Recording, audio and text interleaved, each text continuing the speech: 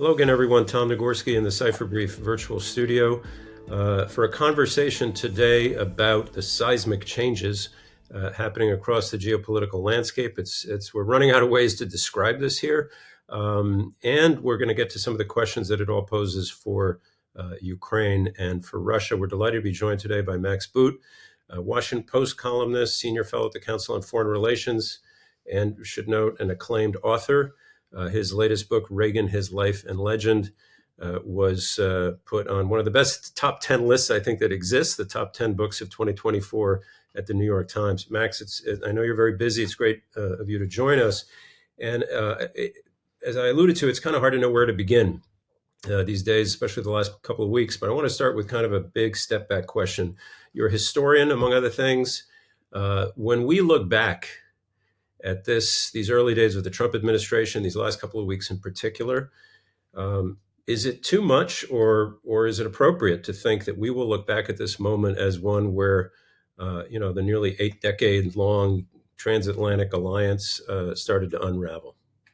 It certainly feels like it. I mean, it's hard to know the exact significance of these events because we're just still in the moment, and it's kind of it's an overwhelming amount of change that we're experiencing just in the last month or so. But it certainly seems like the end of the American-led world order, a testing of American alliances and relationships, the kind we've never seen since 1945, and it's certainly putting at risk the transatlantic relationship, which has been the basis of international security ever since the end of World War II.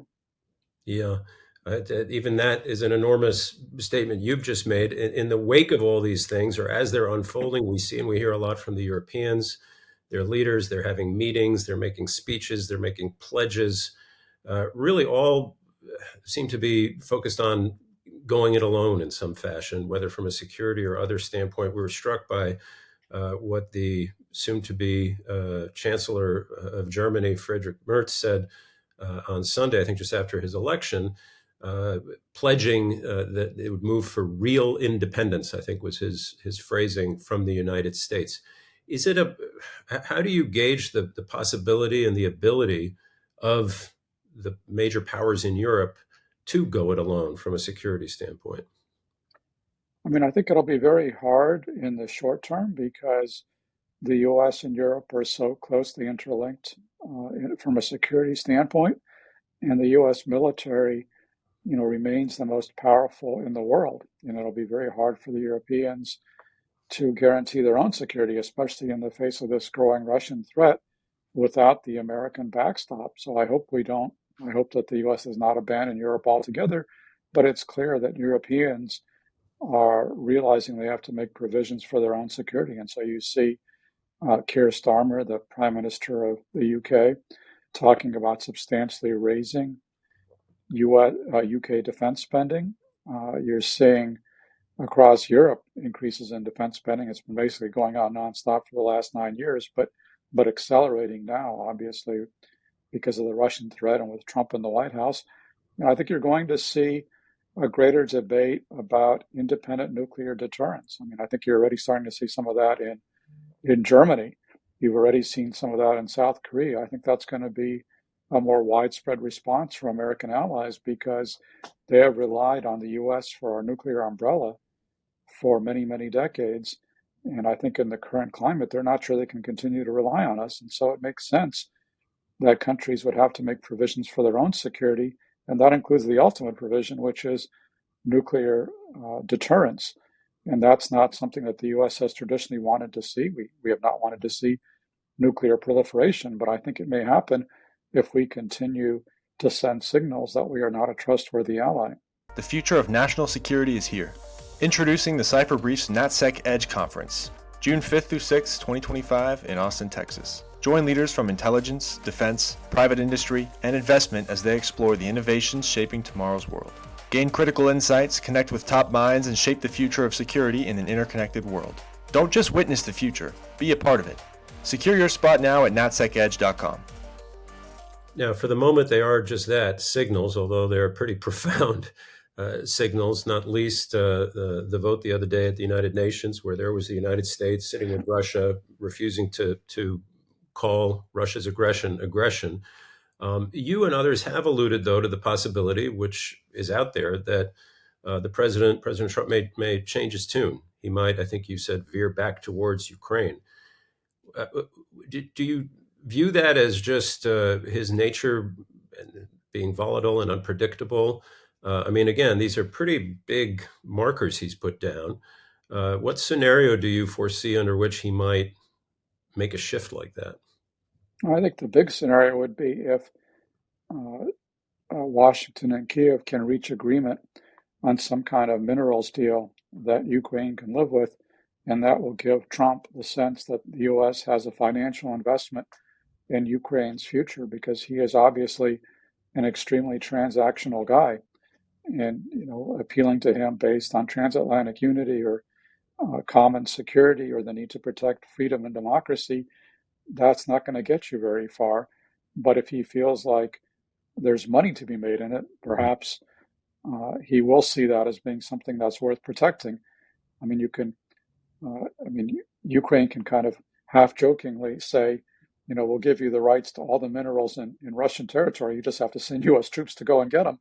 But so far the actual negotiations have been, very, very concerning because President Trump issued a demand for Ukraine to basically provide $500 billion, which would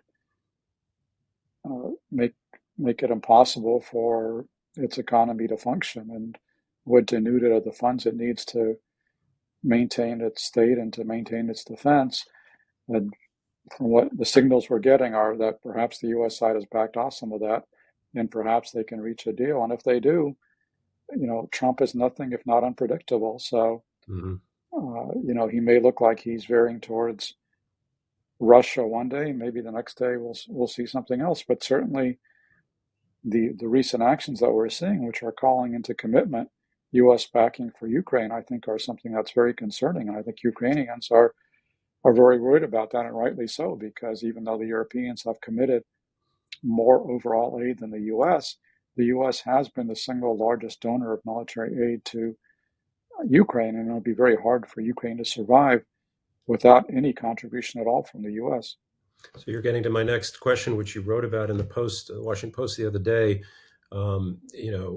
Painting, if I have it right, a scenario where there's a deal that is just not acceptable for the Ukrainians. They choose to keep fighting, and the question of whether they could keep doing that without the American assistance. And I think the phrase you used there, if I have it right, Max, was it would be grim but not impossible. Explain what you meant by that. Well, I compared the situation in Afghanistan to the situation in Ukraine. And of course, in Afghanistan, the U.S. pulled all of our troops out pursuant to a Trump negotiated deal. And the result was a very rapid collapse of the government in Kabul, which had very little popular support and which also did not have weapons manufacturing capacity of its own. I think the situation is quite different in Ukraine, where President Zelensky has solid support of more than 50% of the population. And the vast, vast majority, with very few exceptions, the people of Ukraine want to be an independent country. They don't want to be under Kremlin domination. And so they have been willing to fight for 3 years now, and they will, by every indication, continue to fight.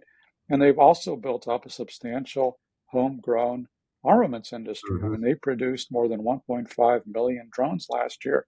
That's a very impressive achievement. And drones are now becoming the primary weapon system that is being used on the front lines in Ukraine. So Ukraine does have some capacity to defend itself. By some estimates, they produce domestically about 40% of the weapons they need. And the Europeans also provide quite a bit of weaponry. In fact, last year, the Europeans provided more in the way of military aid than the US did. And Europe has very rapidly ramped up its production of artillery shells and other vital components. I think the Europeans are expecting to produce something like 2.5 million artillery shells this year.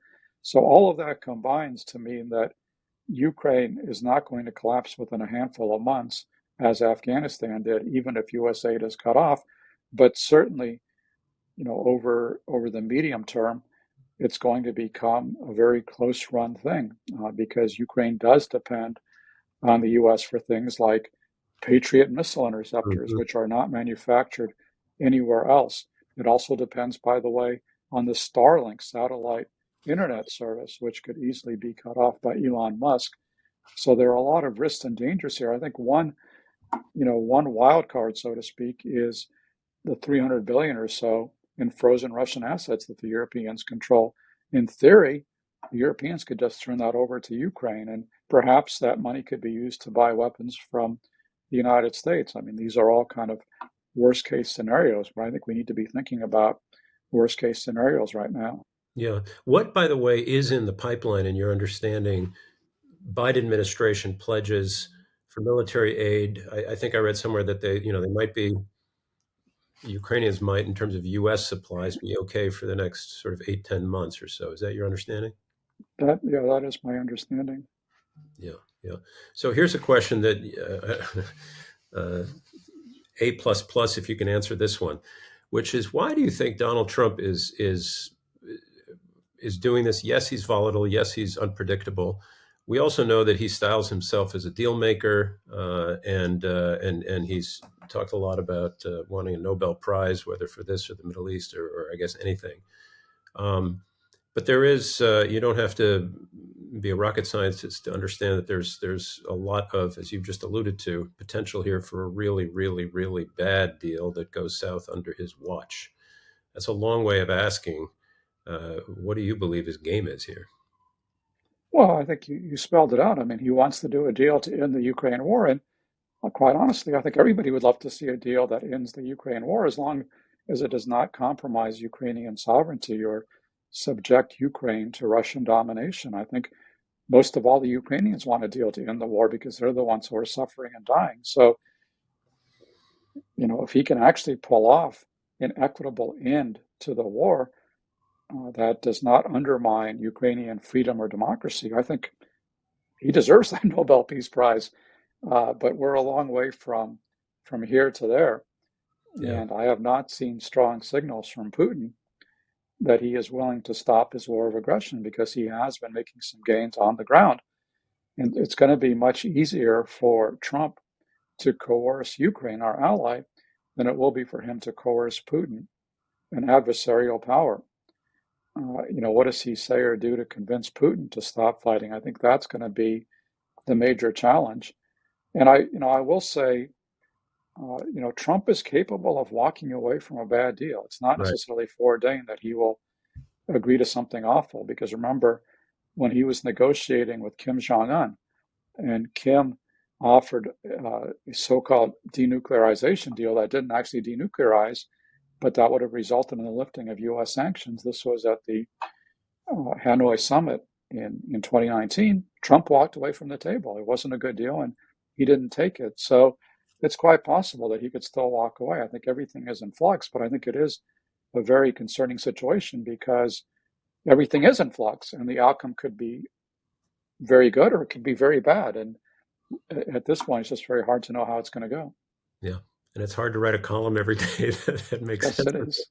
Well, Max Boot, you're good to make the time for us at the Cipher Brief. Max Boot, Senior Fellow at the Council on Foreign Relations, columnist at the Washington Post. Thanks so much for being with us. Appreciate it. Thank you.